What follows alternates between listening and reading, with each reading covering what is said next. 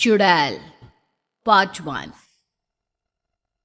ऊंची ऊंची पहाड़ियों और घने जंगल से घिरा हुआ भैरवगढ़ गांव काली पहाड़ी के ठीक पीछे था। काली पहाड़ी यानी मौत का घर। भैरवगढ़ गांव तक पहुंचने का रास्ता बेहद दुर्गम था। लगभग 24 घंटे घने तूफान और तेज हवाओं की वजह से वहां के वीराने माहौल की कहानियां लोगों के दिलों को दहला देती थी। ऐसे बहुत कम लोग थे जो भैरवगढ़ गांव तक जाने की हिम्मत करते थे। लोगों का कहना था कि इस गांव के आसपास बुरी आत्माओं का साया मंडराता है। गांव के रहने वाले लोगों ने वैसे तो अपनी आंखों से किसी बुरी आत्मा या साये को नहीं देखा था, लेकिन गांव का बच्चा बच्चा इस बात को महसूस कर सकता था कि गांव के ऊपर कोई तो खौफनाक साया मंडरा रहा है। और उसकी वजह ये थी कि उस गांव में जैसे ही कोई लड़का 18 साल का होता, उसके 18वें जन्मदिन की रात ठीक 12 बजे अकस्मात उसकी मौत हो जाती। हर बार ये मौतें बड़े ही रहस्यमयी ढंग से होती, और इस बार सरपंच सुमेर के बेटे को 18 साल होने में अब बस 15 दिन बाकी थे। अजी सुनते हैं, हमारा बेटा भी कुछ दिन बाद 18 साल का हो जाएगा।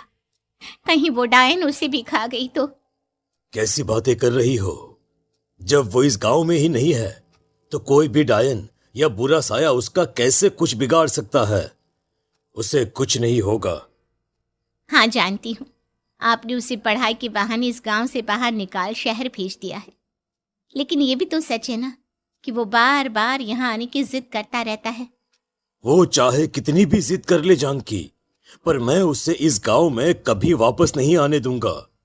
मैं नहीं चाहता कि गांव के दूसरे लड़कों की तरह मेरे बेटे की भी अजीबोगरीब ढंग से मौत हो जाए। कभी कभी तो लगता है कि हम सब गांव वालों को हिम्मत करके अपने गांव को इस बुरी आत्मा से छुड़वा लेना चाहिए। लेकिन कौन जानता है आखिर वो खतरनाक साया किसका है? वो काली आत्मा कौन है जो रातों रात हमारे गांव के लड़कों को निगल जाती है?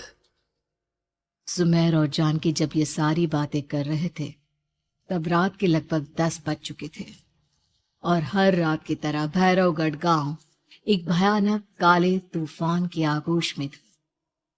बाहर चल रही तेज हवाएं और बारिश के बीच कभी कभी ऐसा लगता जैसे कोई बुरी तरह से चीख रहा है। किसी के तड़पने और चीखने की आवाजें गांव के कानों में बार बार टकराती, पर वहां रहने वाले किसी भी औरत या आदमी के अंदर इतना साहस नहीं था कि वो अपने घर से बाहर कदम रख के उन आवाजों तक पहुंच सके। सो जाओ जानकी, और घर के खिड़की दरवाजे कसकर बंद कर दो। अब जानकी सब खिड़कियां ठीक से बंद करने ही लगती है कि तभी उसे अपने घर के दरवाजे पर जोर जोर से खटखटाने की आवाजें सुनाई देती है। इन आवाजों को सुनकर जानकी और सुमेर के चेहरे डर से पीले और हाथ पैर ठंडे पड़ जाते हैं। जानकी, जानकी, इतनी रात कौन होगा? पता नहीं, ऐसा लग रहा है कोई बुरी तरह से दरवाजा खटखटा रहा है। अरे हाँ, पर किसी की आवाज भी तो नहीं आ रही। क्या करूं? दरवाजा खोल लूं या नहीं? कहीं ऐसा ना हो कि किसी को हमारी मदद की जरूरत हो। लड़खड़ाते कदमों से सुमेर दरवाजे के करीब जाता है और अपने कान को दरवाजे पर रख धीरे से आवाज देते हुए पूछता है, कौन कौन है? कौन है वहां? तभी एक बेहद डराने वाली आवाज उसके कानों से टकराती है। दरवाजा खोलो, दरवाजा खोलो, वरना आज की रात इस गांव में कोई जिंदा नहीं बचेगा। मैं जानती हूँ तुम्हारा बेटा 18 साल का होने वाला है। अगर उसकी जान की जरा भी परवाह है तो दरवाजा खोल दो। इस आवाज को सुनते ही सुमेर घबरा कर पीछे हट जाता है और जानकी को पूरी बात बताता है। कहीं वो डायन हमारे घर तक तो नहीं पहुंच गई? अब हम क्या करेंगे? मुझे दरवाजा खोलना ही होगा जानकी। मेरे पास अब कोई रास्ता नहीं है। इतना कहकर सुमेर डर से अपनी दोनों आंखें कसकर बंद करता है और कांपते हाथों के साथ झटके से दरवाजा खोल देता है। तभी किसी के जोर से हंसने की आवाज सुमेर और जानकी को सुनाई देती है। उस आवाज को सुन दोनों दरवाजे की तरफ देखते हैं और सामने अपने बेटे राहुल को खड़ा देख दंग रह जाते हैं। राहुल के हाथ में उसका मोबाइल होता है जिसमें से वो आवाज बज रही थी। ये क्या मजाक है? और तू यहाँ, तुझे मना किया था ना गांव में आने को, समझ में नहीं आता क्या? 18 साल का होने वाला है तू। माँ, आप लोग भी पता नहीं किन अंधविश्वास भरी बातों पर भरोसा करते हैं। क्या मैं अपने घर नहीं आ सकता? आप लोगों से नहीं मिल सकता?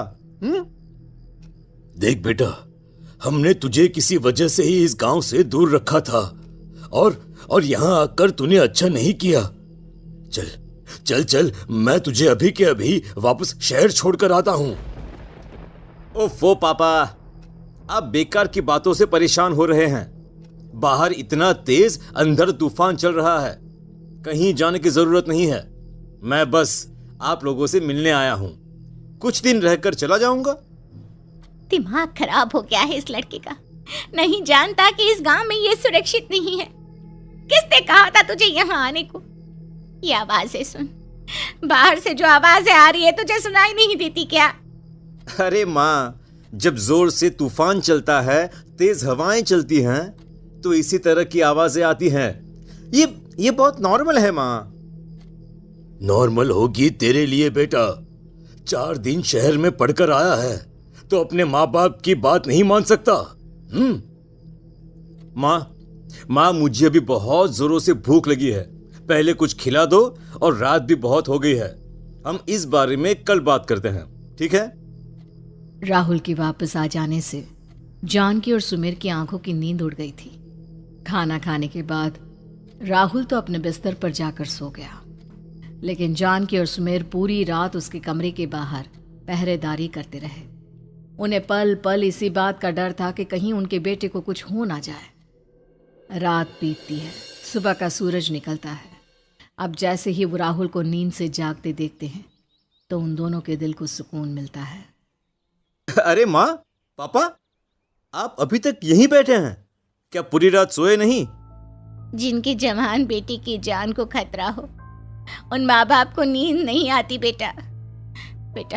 अब तो वापस शहर चला जा। देखो माँ, मैं किसी जरूरी काम से इस गांव में आया हूं, और वो काम पूरा होने के बाद मैं खुद यहां से चला जाऊंगा। काम? गांव में तेरा क्या काम है? पापा, मैं बचपन से ही इस गांव के बारे में बेहद डरावने किस्से सुनते आया हूं, इसीलिए अब मैं उन्हीं किस्सों के ऊपर डॉक्यूमेंट्री फिल्म बनाऊंगा। रिसर्च करना चाहता हूं कि आखिर सच्चाई है क्या। हे भगवान, लो जी, सुन लिया, और भेजो इसे पढ़ने के लिए शहर। मैंने आपसे पहले ही कहा था, मेरी बहन के पास दूसरे गांव भेज दो। ना ये शहर जाता और ना उल जुलूल की बात इसके दिमाग में आती। जानकी और सुमेर राहुल को समझाने की बहुत कोशिश करते हैं, पर वो किसी की बात नहीं सुनता और अपना कैमरा लेकर गांव के पास वाली काली पहाड़ी की तरफ निकल जाता है। अब राहुल जैसे ही काली पहाड़ी पर पहुंचता है, उसकी नजर पहाड़ी के ठीक बीचों बीच बनी एक पुरानी झोपड़ी पर पड़ती है। यहाँ भी कोई रहता है क्या? ये इंटरेस्टिंग होगा। राहुल की आवाज पहाड़ों से टकराकर उसके कानों में सुनाई दे रही थी। उसने चारों तरफ का नजारा देखकर वहां की तस्वीरें अपने कैमरे में उतारना शुरू कर दिया। तभी अचानक राहुल ने अपने कैमरे में खींची हुई तस्वीर को जूम करके देखा, और उसमें उसे जो नजर आया वो देखकर राहुल के होश उड़ गए। क्या सचमुच उस गांव के ऊपर किसी बुरी आत्मा का साया था? क्या राहुल की जान बच पाएगी? क्या देखा था राहुल ने उस फोटो में जिसे देखकर वो दंग रह गया? इन सवालों के जवाब जानने के लिए देखिए इस कहानी